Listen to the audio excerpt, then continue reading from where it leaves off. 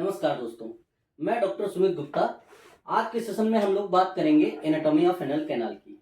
अगर आप डॉक्टर हैं और बॉडी के किसी पर्टिकुलर ऑर्गन पर आप प्रैक्टिस करते हैं तो आपको उसकी एनाटॉमी और फिजियोलॉजी के बारे में अच्छा नॉलेज होना जरूरी है, तभी आप एक सक्सेसफुल डॉक्टर बन सकते हैं।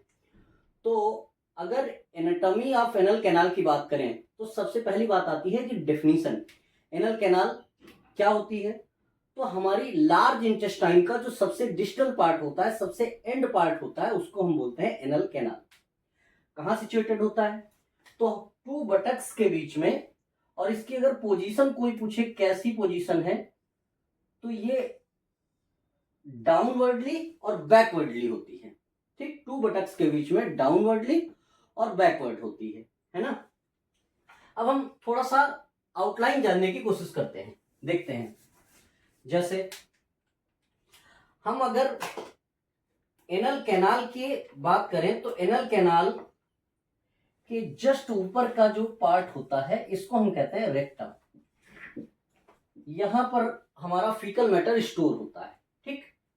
और इसके जस्ट नीचे का जो पार्ट होता है उसको हम कहते हैं एनल कैनाल। रेक्टम के जस्ट नीचे का हिस्सा जो होता है उसको हम कहते हैं एनल कैनाल, ठीक।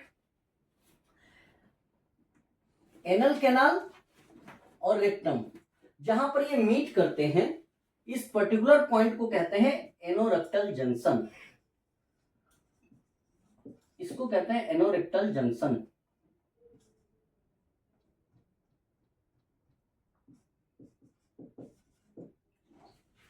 ठीक।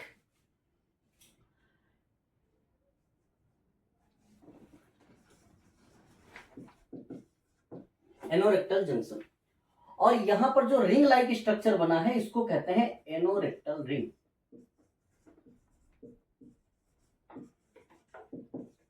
इसको कहते हैं एनोरेक्टल रिंग, ओके। यहीं पर कुछ मसल्स प्रेजेंट होती हैं जिसको हम बोलते हैं लिवेटर एनाई मसल। लिवेटर एनाई मसल, इसका बहुत बड़ा रोल है कई चीजों में। हम लोग बात करेंगे कि हमारे फीकल मैटर को, हमारी कॉन्टिनेंस को बनाए रखने के लिए इसका बहुत बड़ा रोल है। सर्जरी के पार्ट में कभी भी सर्जरी करते टाइम इस बात का पूरा ध्यान रखा जाता है कि मसल डैमेज नहीं होनी चाहिए। अगर कभी ऐसा हुआ तो जो फीकल मैटर रोकने की, जो मल रोकने की क्षमता खत्म हो जाएगी, उसको बोलेंगे इनकॉन्टिनेंस। तो उसका बहुत बड़ा रोल है। ये जो लाइन जैसी बन के आई, इसके ऊपर के हिस्से को कहते हैं पेल्विक रीजन। इसके ऊपर के हिस्से को बोलते हैं पेल्विक रीजन। नीचे के हिस्से को बोलते हैं पेरिनियम।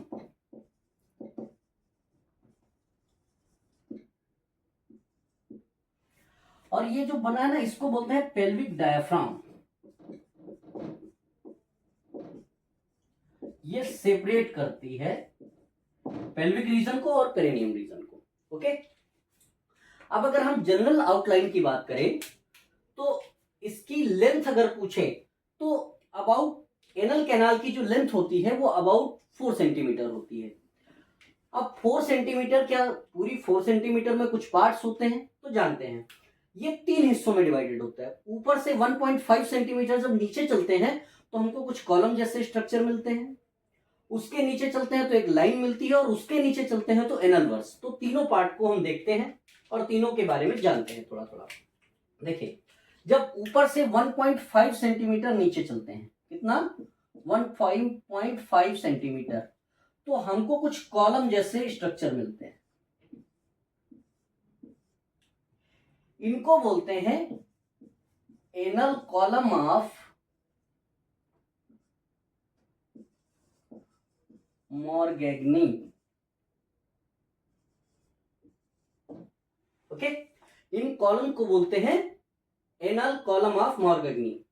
ये इनका नंबर वैसे 6 to 10 होता है, पर्सन टू पर्सन वेरी कर सकता है। किसी में 6, किसी में 7, किसी में 8, 6 to 10 इसकी रेंज होती है। इनके बेस पर कुछ वाल्व लाइक स्ट्रक्चर होते हैं, कुछ वाल्व लाइक स्ट्रक्चर होते हैं, इनको बोलते हैं एनल वाल्व।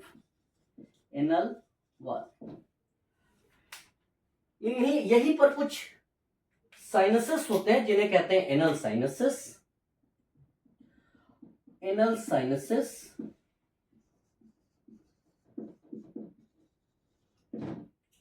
एनल साइनस के अंदर कुछ ग्लैंड सिचुएटेड होती हैं जिनको बोलते हैं एनल ग्लैंड।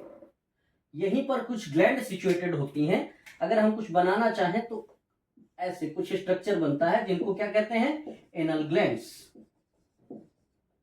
और ये अपना सिक्रीशन यहीं पर निकालती हैं साइनसेस में, म्यूकस सिक्रीट करती है मेनली। और इससे फायदा क्या होता है, जो फीकल मैटर है, जो मल है, वो लुब्रिकेट हो जाता है। और जब लुब्रिकेट हो जाता है तो वो आसानी से हमारी बॉडी से बिना चोट पहुंचाए बाहर निकल जाता है। ये अपना सिक्रीशन यहीं पर निकालती हैं। एनल ग्लैंड्स साइनसेस में प्रेजेंट होती हैं, नंबर अलग अलग हो सकता है। अच्छा, जब कभी भी इनमें इन्फेक्शन होता है या फिर इनमें किसी तरीके का कोई पैथोजेनिक या कोई भी फीकल मैटर इसके अंदर इन्फेक्शन करता है तो इन्हीं की वजह से फिस्टुला बनता है।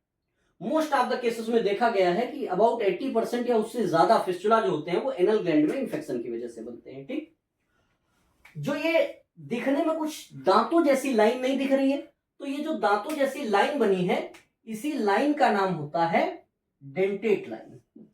इसका नाम होता है डेंटेट लाइन, या इसका एक और नाम है pectinate line. Pectinate line, okay, बहुत इंपॉर्टेंट लाइन है क्योंकि इस लाइन के ऊपर के हिस्से में अलग सिस्टम है, नीचे के हिस्से में अलग सिस्टम है। कई चीजें ऐसी हैं जो हम कह सकते हैं ऊपर कुछ और है, नीचे कुछ और है। जैसे हम अगर ब्लड सप्लाई की बात करें तो ऊपर की ब्लड सप्लाई डिफरेंट है, ऊपर की ब्लड सप्लाई अलग है, ऊपर का लिम्फेटिक ड्रेनेज अलग है, ऊपर की नर्व सप्लाई अलग है, ऊपर की इपिथेलियम अलग है। अगर हम थोड़ी थोड़ी बात करना चाहें तो ऊपर जो ब्लड सप्लाई है वो सुपीरियर रेक्टल वेन करती है। अगर हम बात करें कि लिम्फेटिक ड्रेनेज, वो भी डिफरेंट है। इपिथेलियम की बात करें तो ऊपर कॉलमनर इपिथेलियम और इसके नीचे अगर हम बात करें तो स्क्वेमस इपिथेलियम होती है। तीन टाइप की इपिथेलियम बोली जाती है, कॉलमनर, स्क्वेमस और क्यूबॉइडल। तो डेंटेट लाइन के ऊपर की जो इपिथेलियम होती है वो कॉलमनर इपिथेलियम है, नीचे की बात करें तो स्क्वेमस इपिथेलियम है। ऊपर के हिस्से में बात करें तो नर्व सप्लाई जो होती है वो ऑटोनोमस नर्व सप्लाई होती है, और नीचे की अगर नर्व सप्लाई की बात करें तो यहां पर सोमैटिक नर्व सप्लाई होती है। इसलिए जब कभी भी पाइल्स का जिक्र होता है तो पाइल्स दो टाइप का होता है, एक ऊपर के हिस्से में होता है जिसको बोलते हैं इंटरनल हिमोराइड्स, और कुछ बाहर की तरफ होते हैं जिनको बोलते हैं एक्सटर्नल हिमोराइड्स। अगर सुपीरियर रेक्टल वेन के डायलिटेशन की वजह से पाइल्स डेवलप हुआ है तो उसको बोलते हैं इंटरनल हिमोराइड्स, और अगर इंफीरियर रेक्टल वेन के डायलिटेशन की वजह से पाइल्स डेवलप हुआ है तो उसे बोलते हैं क्या, एक्सटर्नल हिमोराइड्स। एक्सटर्नल हिमोराइड्स हो चाहे इंटरनल हिमोराइड्स हो, दोनों केसेस में पेन नहीं होता। ऊपर की जो नर्व सप्लाई है वो ऑटोनोमिक नर्व सप्लाई है, नीचे सोमैटिक नर्व सप्लाई है, पुडेंडल नर्व होती है। और पुडेंडल नर्व होने की वजह से कभी कभी फिसर, आपने सुना होगा कि अगर कभी भी मल हार्ड हो तो एनल कैनाल से निकलते टाइम एक लॉन्गिट्यूडनल कट लग जाता है जिसकी वजह से बहुत पेन होता है। तो वो पेन इस हिस्से में होता है क्योंकि यहां पर जो नर्व सप्लाई होती है वो सोमैटिक नर्व सप्लाई होती है। तो अगर हम बात करें तो ये बहुत इंपॉर्टेंट लाइन है। अब एक बात और समझते हैं, यहां से अगर 1.5 सेंटीमीटर और नीचे चलते हैं, यहां से अगर आप 1.5 सेंटीमीटर और नीचे चलते हैं तो एक और लाइन मिलती है। इस लाइन को बोलते हैं क्या, हिल्टन लाइन,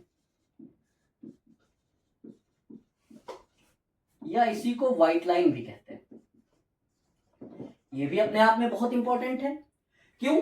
क्योंकि इस लाइन के ऊपर की स्किन जो होती है वो नॉन केराटिनाइज्ड होती है, नीचे की स्किन केराटिनाइज्ड होती है। हमारी स्किन जो है ये जो दिख रही है केराटिनाइज्ड है, लेकिन एनल कैनाल में अच्छा ओरिजिन का भी फर्क पड़ता है। डेंटेट लाइन के ऊपर के हिस्से की बात करें तो अलग टाइप का ओरिजिन है।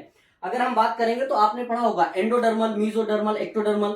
तो नीचे के हिस्से में जो ओरिजिन है वो एक्टोडर्मल होती है, ऊपर के हिस्से की जो ओरिजिन होती है वो एंडोडर्मल होती है। तो इसका अलग पैटर्न है। हाँ, बात कर रहे थे हिल्टन लाइन की। हिल्टन लाइन से नीचे केराटिनाइज्ड स्किन होती है, ऊपर नॉन केराटिनाइज्ड होती है।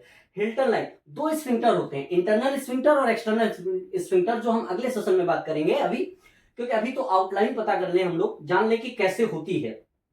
तो इस जो इंटरनल स्फिंक्टर होता है वो रेक्टम की जो सर्कुलर मसल्स होती है उनका एक्सटेंशन होता है एक तरीके से, वही नीचे की तरफ आती है, उसको बोलते हैं इंटरनल स्फिंक्टर, और वो एंड होता है कहां पर, हिल्टन लाइन पर। और जबकि एक्सटर्नल स्फिंक्टर जो होता है वो आके यहां एनल वर्ज तक आता है। इस हिस्से को हम लोग कहते हैं एनल वर्ज, एनल वर्ज। और इसके दोनों तरफ ये पेरिएनल स्किन होती है, पेरिएनल स्किन होती है, पेरिएनल स्किन होती है। ठीक, डेंटेट लाइन से नीचे तक अगर हम बात करें तो इसको बोलते हैं anatomical, anatomical anal canal, canal. और अगर हम पूरी एनल कैनाल की बात करें यहां से यहां तक तो इसको कहा जाता है surgical anal canal, anal canal,